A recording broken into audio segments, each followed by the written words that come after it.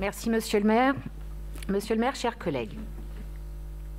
L'examen de ces délibérations budgétaires s'inscrit dans un contexte politique bien différent de celui qui prévalait lors de l'adoption du budget 2024 de notre collectivité. Depuis, une dissolution est intervenue, une nouvelle Assemblée nationale a été élue, la majorité relative de la précédente législature l'est encore plus, un nouveau Premier ministre a été nommé, un gouvernement formé. Ce qui est aussi nouveau, mais nous le pressentions, c'est la publication de l'état abyssal des comptes publics.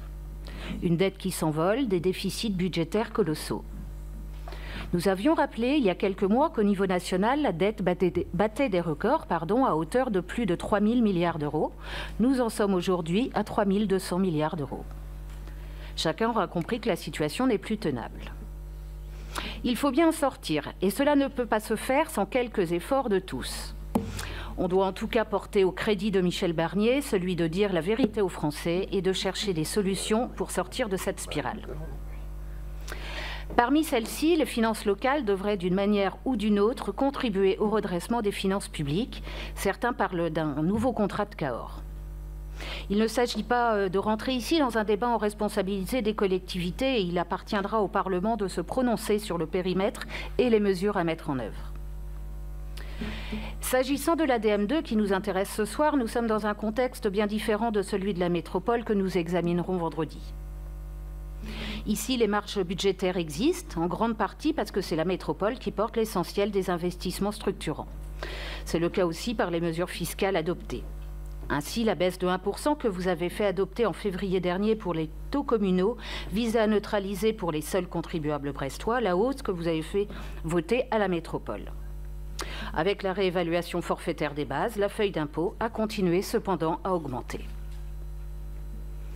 Nous avons ce soir une décision modificative du budget 2024 en baisse de près de 11 millions d'euros. C'est le fait essentiellement de deux programmes qui ne sont pas encore matures. Le premier, c'est le projet des Halles Saint-Louis. Nous savons qu'il connaît des aléas en raison du caractère infructueux d'un des marchés publics passés. Cela peut en effet se produire et nous n'entendons pas en faire grief ce soir. On évoque un retard préjudiciable d'une année. Nous espérons que les délais pourront être réduits de moitié. C'est essentiel pour les commerçants installés provisoirement au village Saint-Louis et ceux retenus pour s'installer dans les nouvelles halles, comme pour tous les commerçants aux alentours. Ils l'ont d'ailleurs rappelé il y a quelques semaines.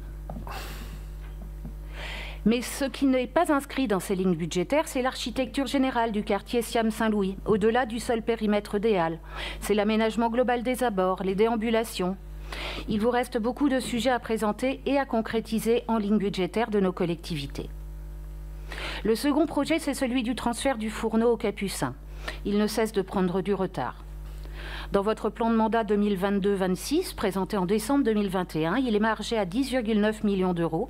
L'actualisation de l'AP 2024 le porte à 15,5 millions. Vous connaissez nos préventions sur ce dossier, exprimées dès la genèse du projet.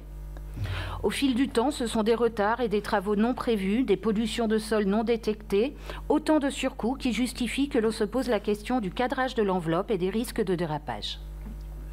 Aujourd'hui, il s'agit d'acter dans cette DM2 de nouveaux retards. Plus généralement, cette DM s'inscrit dans le cadre d'un budget que nous n'avons pas approuvé. Nous voterons donc contre les délibérations budgétaires. Je vous remercie.